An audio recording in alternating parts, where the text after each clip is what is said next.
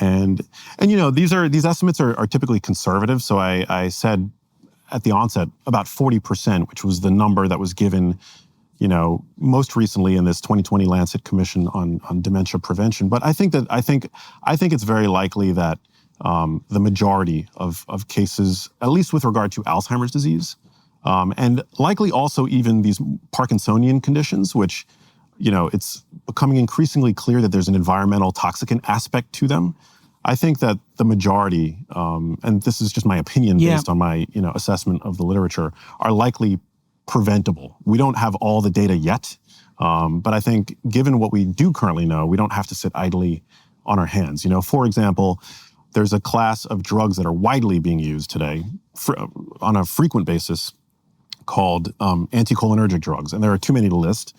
But certain, allergy medications, sleep aids, over-the-counter sleep aids, we've seen are associated with a starkly increased chronic use is associated with a starkly increased risk for the development of dementia, which is not something that was considered in this paper.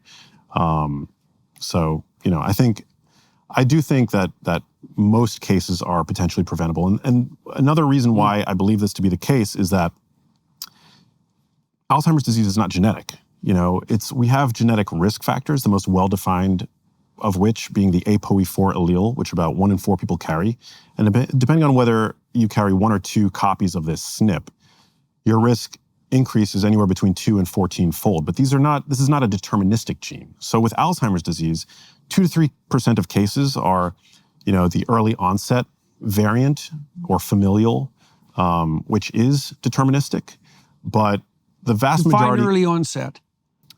So there's a certain genetic mutation that in certain lineages will essentially guarantee that a person develops Alzheimer's disease. But this is a very rare form of it. And it's a completely different monster than late onset sporadic Alzheimer's disease. Yeah. And similarly with Parkinson's disease, the heritability of Parkinson's disease is incredibly low, 1 to 2% of cases.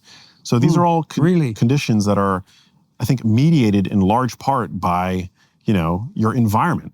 You might have a certain genetic, predisposition, but, for the vast majority of people that develop these conditions, it's not due to their genes.